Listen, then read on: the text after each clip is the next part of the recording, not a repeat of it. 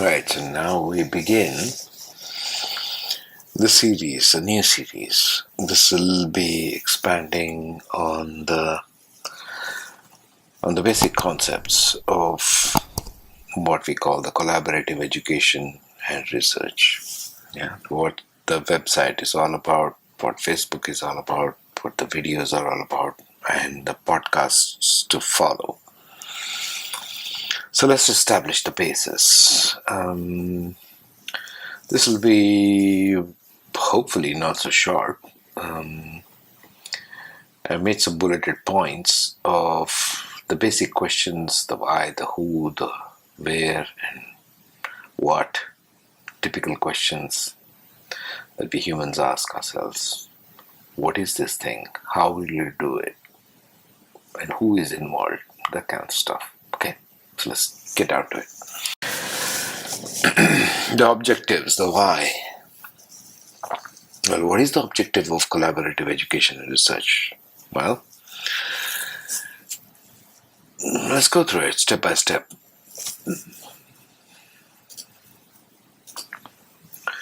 So what's the objective? First, create a hive mind of academia, experienced professional in any applied fields, and youth. What do I mean by this? A hive mind is a concept which basically says a group of minds together becomes something like a quantum field where ideas and concepts interact with one another in a very dynamic fashion, multi-dimensional fashion. Where one field of knowledge can be applied to another, each field grows in their own unique ways, and the knowledge, the research that has been accumulated by humanity so far can be applied in a very productive sense, a very constructive sense in rebuilding the true human civilization. Second point, rejuvenate old concepts and new base concepts. Remember, we spoke chapter 1 to 5 as foundations for evolving a new humanity. We talked about the human being in action, the human in a being. What do you mean by human being? You got to dissect these things. Never take anything for granted. Question everything. So we need to rejuvenate that. We need to establish new energy into that, and that's one of the purposes of the why. Yes. Third point, collaborate on multidimensional research topics, evolving new thought. Now, how do you evolve new thought? We spoke about this in chapters 1 to 5 of the first series. You get rid of a lot of old stories, old myths, old lies, old everything, right? So how do you discover new thought? Well, first of all, collaborate. Participate with one another across the continents, across all boundary lines, state lines, country lines, continental lines. With internet, you can do everything. So we're using internet as a tool, as a media, really, to bridge this gap between educated people, between experienced professionals, and take youth into the same forum so that the youth learn from a free knowledge and experience sharing platform. That's what this collaborative education aims to achieve. I haven't personally seen anything like that on the internet yet, so, this is a start. Research on uncharted territory, new forms of human civilization. Now, this would be a little more deeper, obviously. What forms of self-governance, self-ideation, self-standards of human living, etc., how can we evolve wherever we are? It doesn't matter wherever we are on the planet. What matters is how we evolve a system which is more aligned with all the basic concepts. Remember the goals we strive for circular living. with the humans, with the planet, with all the other beings, with elementals, everything else. So we are living in a closed system. So we better think of that when we think of everything to do with research. It has to be towards a goal. Because a human mind is very, very complex, very capable of inventing all kinds of new thought. But we should be aiming in a particular direction. Otherwise, it's like an unguided missile. It goes in all kinds of directions, and we can use the same knife, for example, to cut a vegetable or to cut a person's throat. And we have been doing the latter so far, right? So we need to use the knowledge for the right reasons. There's always this thing, the same knowledge can be used on both sides of the coin. So we better start learning and mature as humanity to learn to use properly. That's the research on uncharted territory we are talking about. We need to go beyond what's been forms of governance, forms of economy, forms of liberal arts, forms of economics, and so on and so forth. We'll establish this in the further podcast. Engage in new forms of debate based on base concepts with all the above in mind. So whatever we just spoke of in the previous bullets here, we should keep with the base concepts. Base concepts as in the chapter 1 to 5 that we discussed as a beginning point. That's the starting point. Expand on how one field findings can be used in another. Multidimensional translation. Now, what do you mean by this? Biology, we spoke of this briefly in chapters 1 to 5 somewhere. Biology or inventions in or discoveries in biology can be used in probably chemistry, probably can be used in mathematics, probably can be used in physics, geology, I don't know. Can be used in any number of things if we just open our minds on how the findings, whatever has been discovered, invented, can be applied or translated. That's why I call it multidimensional translation. You have to translate it. You can't say what has been invented in biology in a nerve cell can be used directly in chemistry. No, you can't. You have to translate it. And the best person to translate from biology, as a biologist offers, to a physicist is the physicist himself. He needs to start thinking or open his mind to the possibility of how can I apply this particular kind of concept, a kind of equation, or kind of law, or something that has been discovered or unearthed in my field. That needs to be done. There has to be a multidimensional translation. And this can only happen with participation of all kinds of educated people, academia, experienced professionals, and youth. Regenerate all forms of individual and collective knowledge based on base concepts. So regeneration.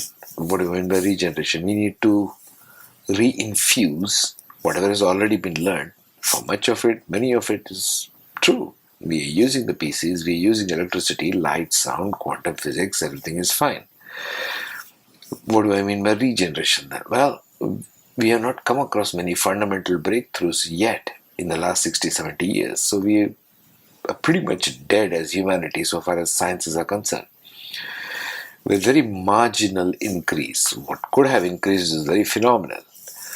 But we need to engage in a more meaningful way, not just militarize everything or make weapons out of it, but use it to construct the human lives and the earth. Right. So that's the objectives. Now the means, the how. How do we do this? Well, this is the idea. Creating online collaborative platforms like Facebook, Google, online classrooms, discussion groups, etc. So we are bridging the gap of the physical distance, the racial differences, the country differences, cultural differences by what? By we are using the common platform as education. All of us are educated in some one common kind of way. Well, that's a good starting point. So we are using online and collaborative platforms which are already available to share, to talk to one another, to see where we can meet, to see what we can evolve. It's an open-ended playing field, as one would call it, because nothing has been done like this. Well, let's give it a go and see what goes on. engaging in online video meetings to connect and associate across all boundaries. So there's no limitation of race, caste, color, creed, country, nothing. There's no limitation with the online video meetings to see, like, let's say, have an online meeting on Zoom or on Google Video or on Facebook Live or any number of means. Lots of them are doing that anyway now. So we will use that to pick a topic and start a discussion on that and see wherever it leads to. And it keeps getting better and better with any exercise, really. Expanding on individual and collective ideas, concepts, knowledge, and understanding. So every individual has gathered some of all of this, yes? Ideas, concepts, knowledge, and understanding. So we expand on that. Remember the expansion we talked about in chapters 1 to 5. So these are using all the creation, engaging, expanding, regenerating. They're using all the tools which we already talked of in chapters 1 to 5 of the first series. Regenerating all known knowledge. Again, we spoke of this little briefly. It's like going into uncharted territories, not with reinventing the wheel. There's nothing to reinvent here, but always look for the aim of going into new territories. What? But with the sure-footedness of the base concepts, which we talked about in 1 to 5 in the first series. So we need to infuse and regenerate new ways of living, new forms of all kinds of knowledge that humans have gathered in every possible field. This is not limited to science. This can be even psychology, this can be biology, this can be geology, this can be music, this can be painting, this can be anything. There's no limitation to the kind of field we are talking about because all is knowledge, all fields of human knowledge discovered so far.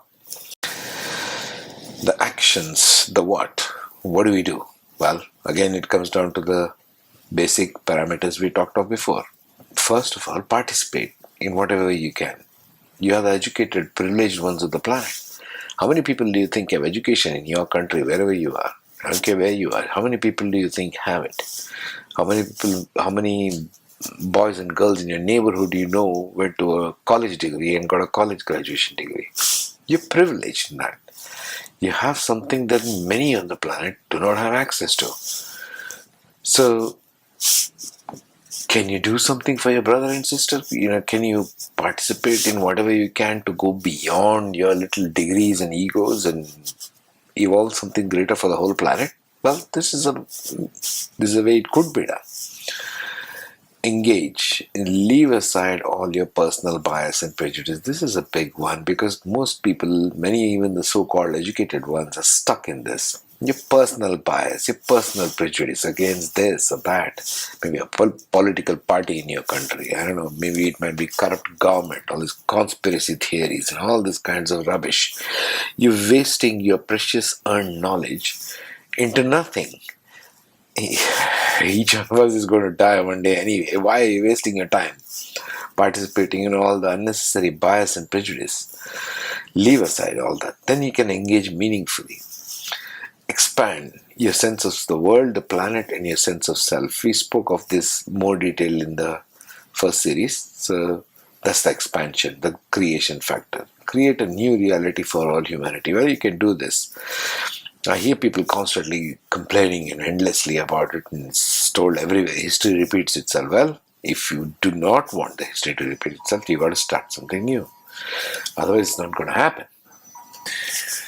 So that's what we need to do. We need to create new reality for everything. If you need to create new reality, you've got to do in all fields of human knowledge. It doesn't matter if it's science, non-science, humanities, arts, music, culture, anything. It can be anything. Just be open-minded about it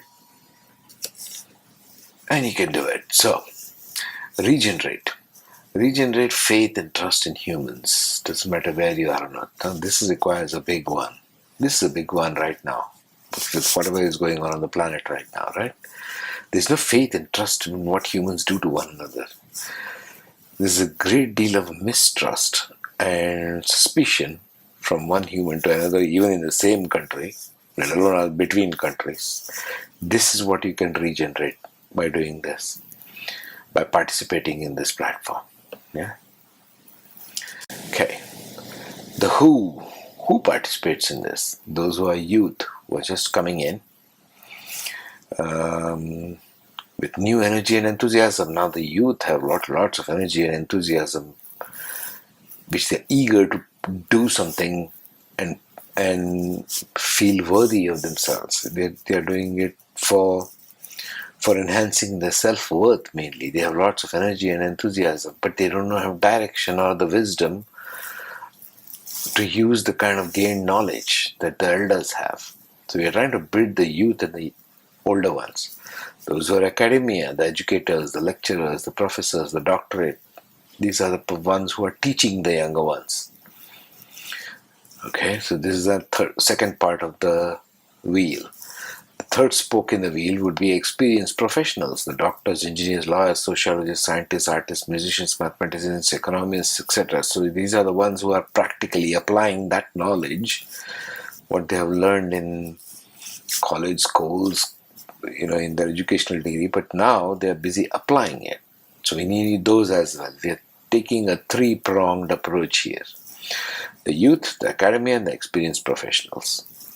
The above three can redefine human life and living only if they come together with a common base and a common goal. The common base we have established. The common goals we'll put forth in these series as we go along in the next coming podcast. So I'll leave you with the final thought. Remember this always. Isn't this the truth? Your priest, your politician, or the banker never gave you the wheel, the light bulb, or the bread. Remember that. True change has and always been brought about in human life and living by education, science, knowledge in various fields. Just look around you where you sit right now. Do you see a house, a bulb, your PC, your phone, wherever you're looking at this presentation? So none of this has been given by a priest, a politician, or a banker. So don't let these three kind of forces override your life and tell you what's good for you and what's not. Look at what's around you first. Decide based on the evidence, not based on charisma or belief systems. That never worked. Look at where it has led the world right now. You need to change your approach. You need to think differently about such things. Then we can make this work. Sure, we can make this work. But we need to shift a little bit in our thoughts, our thinking. We need to approach this in a whole new different direction. Think of humanity in the earth and the closed systems we talked about in the first 5 series. Okay, thank you for listening.